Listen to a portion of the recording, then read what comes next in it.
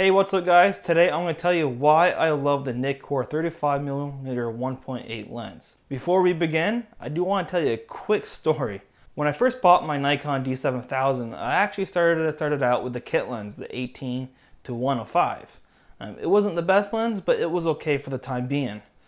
About a few months later, or a couple months later or so after I bought the D7000, I decided to grab the 35mm 1.8. But at the time, that lens was quite rare. I couldn't find it in any store, even online. They were all out of stock. So I decided to try used. All the stores are also out of stock of that used lens. So my last option was eBay. I looked and looked on eBay. Some were going for $300 to $500. I wasn't that desperate. Later on, probably a couple days later, a friend of mine sent me a link to some guy selling his Nikon equipment on a Canon forum because he was switching to Canon. And he was selling his 35mm 1.8 for $190. He was also selling his D700 and some other accessories as well. So my friend gave me his contact information for that lens. I was just about to contact him, but I decided to check eBay one last time before I did.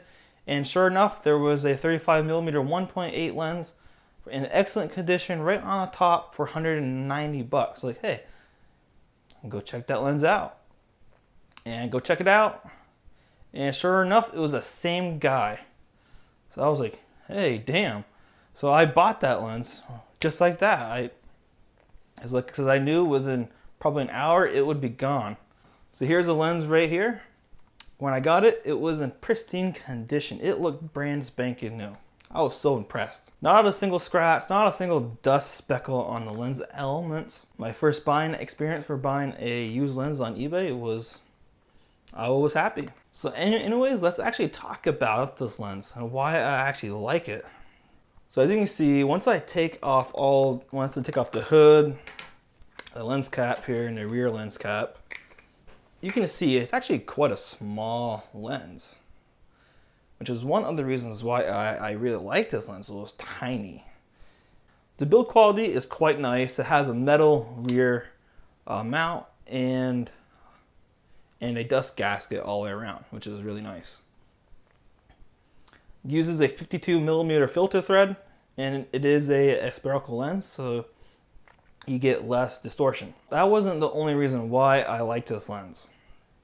Because I have a D7000, it's a crop sensor. So with a 1.5 crop on a 35mm lens, becomes right around 52mm. So it does give me a similar view to a 50mm lens on a full frame body.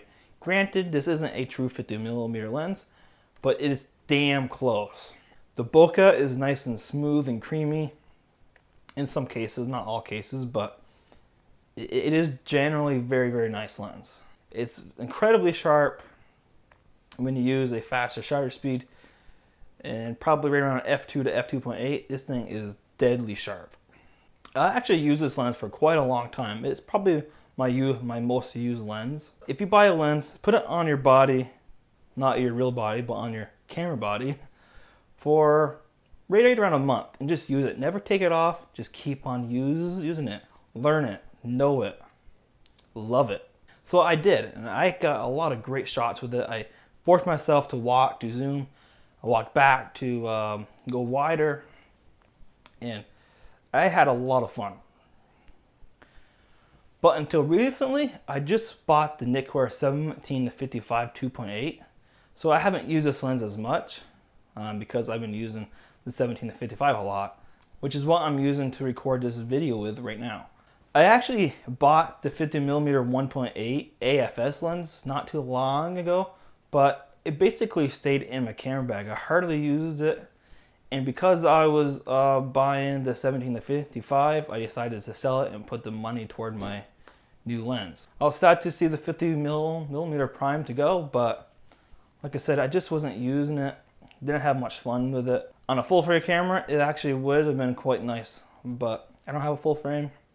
It was giving me right around a 75mm field of view on a full frame, so it just wasn't that useful. It was okay for portraits, but like I said, since I bought the 17 to 55, I get the extra 5 millimeters, so it becomes 80 millimeters.